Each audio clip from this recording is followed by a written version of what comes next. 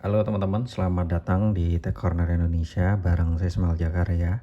Nah di video kali ini aku mau review lagi nih Huawei MatePad 11 2021 di 2024. Mungkin ada di antara teman-teman yang pengen ya meminang device ini di tengah begitu banyak ya pilihan tablet-tablet baru yang dirilis terutama di 2024 ini.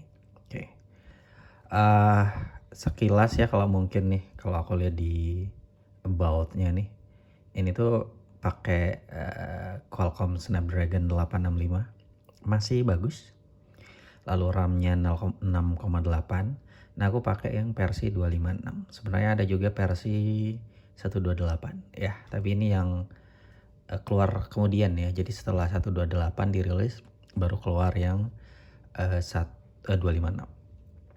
Nah ini kebetulan sudah menggunakan Harmony OS 3 ya. Oke, jadi udah pakai Harmony OS versi 3. Harapannya sih bisa segera masuk ke Harmony OS 4 ya, cuman nggak tahu kapan.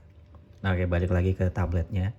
Jadi tablet ini kemarin akhirnya aku pilih di antara dua perangkat ya yang biasa yang bisa dibawa kemana-mana.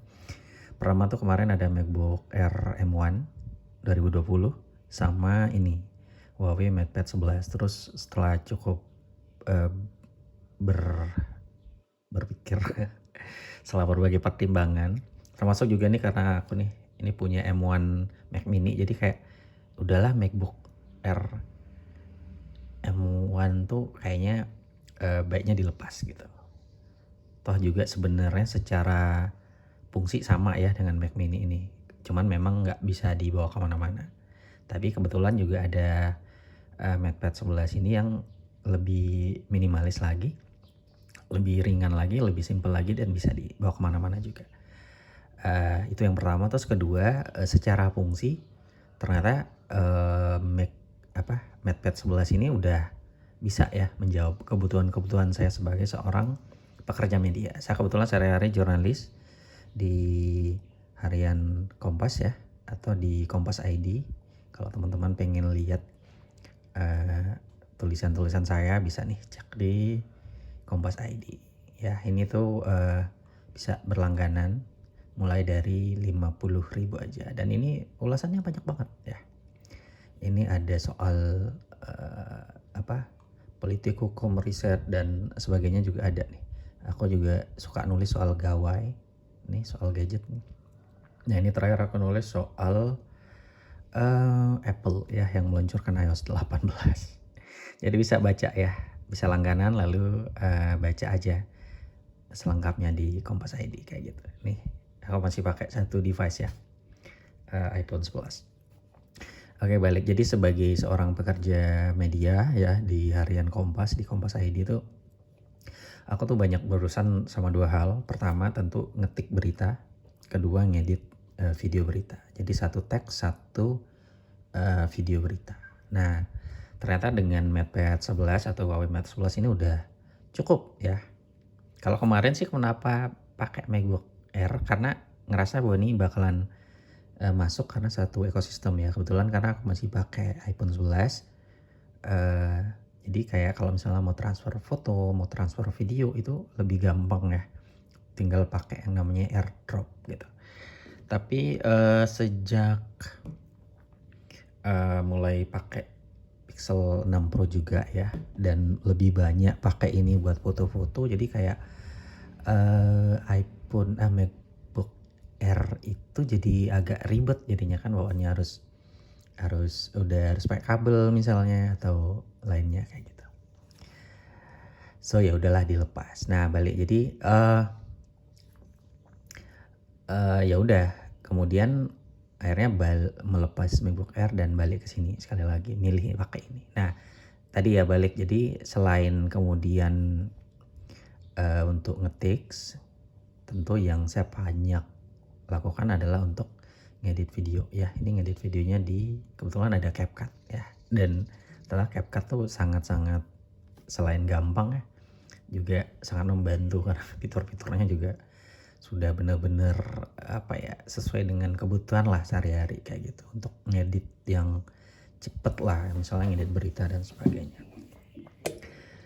Nah untuk Word itu aku kan karena biasa ngetik di sini ya, di Office 365 ya. Ini langganan. Jadi aku langganan tuh yang harga 1,2 ya setahun. Tapi itu juga nggak sendiri. Itu kebetulan bareng-bareng. Jadi lebih hemat. Jadi bayarnya tuh hanya 200 setahun. Bahkan kadang kurang ya. Dan itu udah dapat personal storage atau cloud storage itu 1 tera. Jadi enak kan gitu ya. Bayar 200 udah bisa dapat cloud 1 tera. Jadi bisa nyimpan apa aja gitu ya. Nah, jadi menurutku sih sebenarnya kalau kebutuhannya kayak saya nih yang cuman kayak nih ngetik ya di Word gitu ya, terus misalnya juga ini bisa kita install Excel gitu ya dan sebagainya. Kayaknya HP ini tablet ini tuh cukup. Kalau misalnya nih bingung, aduh terus atau misalnya nih kalau misalnya teman-teman nggak langganan Office 365 atau Microsoft Word kayak gini, dia juga udah punya yang namanya Notepad yang bisa dipakai dan juga secara fungsi itu juga udah lengkap ya. Terus kalau misalnya juga nggak mau akses itu gitu ya, misalnya teman-teman bisa install WPS Office atau juga ini Google Docs. Jadi ini Google Docs, tapi yang memang harus atau bisa dipasang di Huawei Tab itu dengan bantuan Lighthouse ya, karena biar bisa kesinkron dengan akun Google. Gimana cara masang Lighthouse? Yang sekarang tuh udah ganti nama jadi apa ya namanya ya? Sebentar, Companion ya. Namanya sekarang tuh udah ganti jadi wait. Nih, MicroG Companion ya, MicroG Service dan MicroG Companion. Itu bisa teman-teman akses akun Gmail teman-teman ya, atau menggunakan aplikasi-aplikasi yang membutuhkan layanan Google kayak Google Maps, Google Photos, terus Google ini nih, Google Gmail ya, Google Drive, termasuk juga kayak YouTube dan sebagainya. Caranya aku udah bikin ya videonya sebelumnya. Nah jadi intinya, nah secara performa sebelum nanti kesimpulan, secara performa sih sejauh ini dengan Snapdragon 865 ya, 865 ini masih sangat mumpuni nih untuk digunakan untuk sehari-hari. Katakanlah misalnya untuk ngetik, sekadar ngetik ini udah kencang banget lah ya. Ini adalah maksudnya udah berjalan normal gitu, nggak ada yang apa ya, mengganggu gitu. Mengetik dengan Huawei MatePad 11 GB. Ini karena mungkin online ya, jadi agak ada sedikit kayak jeda.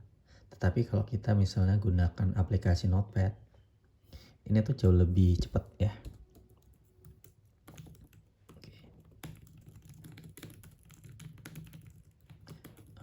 Nah, jadi enak gitu, masih bisa lah mengcover kebutuhan untuk pekerjaan saya. Kalaupun misalnya sama dengan teman-teman yang juga banyak berurusan dengan katakanlah office, kantor dan sebagainya, kayaknya nih tablet udah atau masih cukup lah gitu. Kalau misalnya teman-teman ada kendala dengan Google Service, sekali lagi sudah ada MicroG ya, MicroG Service dan juga MicroG Companion yang bisa dipakai. Kalau misalnya apa namanya tuh perlu aplikasi-aplikasi misalnya nih karena nggak ada Google Play Store gitu, itu udah ada namanya Aurora Store yang juga bisa dipakai ya, atau bisa teman-teman gunakan untuk mendownload aplikasi-aplikasi, termasuk juga mengupdate ya atau mencari updateannya kayak gini.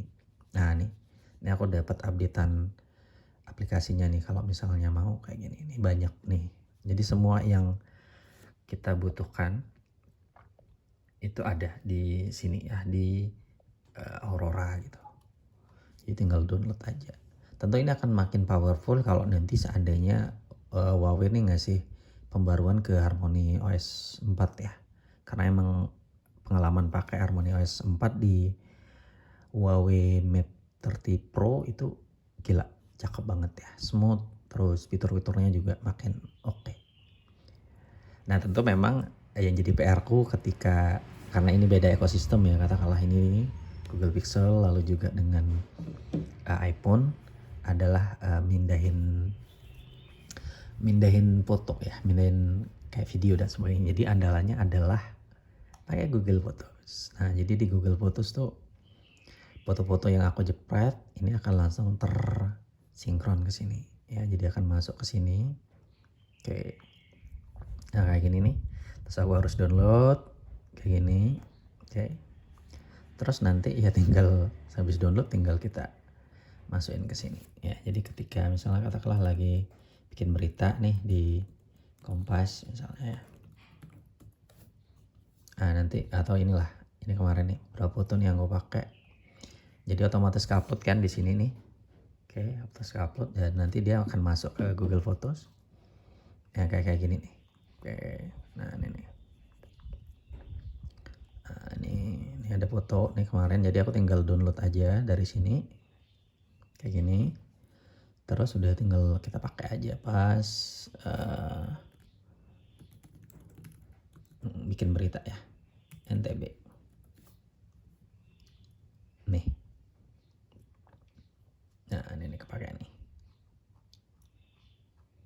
Nah ini nih foto yang tadi teman-teman bisa lihat ada di Google Photos. Nih, kalau misalnya mau side to side tinggal gini aja. Nah nih gampang banget kan dipakai buat kerja. Ini salah satu fitur juga yang bagus ya. Jadi kalau misalnya aku misalnya harus kerja sambil baca data, misalnya harus bikin tulisan sambil baca data ya, pakai fitur ini tuh akan sangat membantu ya. Ini bisa di gedein, bisa di apa sih namanya nih, bisa dikecilin kayak gitu ya, tergantung kebutuhan. Nah ini fotonya nih. Jadi dari sini aku tinggal upload di berita dan mantap. So kalau misalnya ada yang nanyain apakah ini masih worth it dipakai di 2024 atau apakah MatePad 11 2021 ini masih cocok dipakai di 2024, menurutku sih masih ya, selama kebutuhan kalian memang sebatas tadi ya, misalnya kayak ngetik lalu juga editing video gitu ya, terus ya mungkin nonton sedikit lah ya, artinya unsur-unsur tabletnya ini masih bisa lah ya mengakomodir kebutuhan kita ya.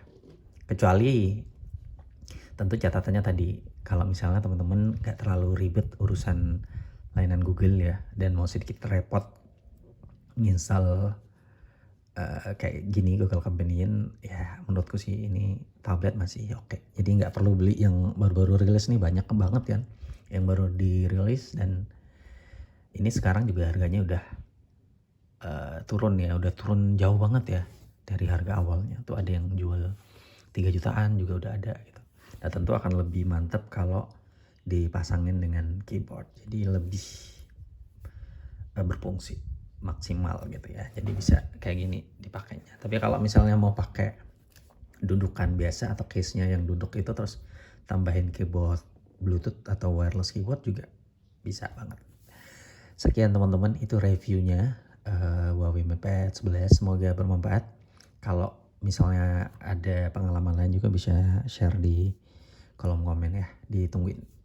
Have a nice day.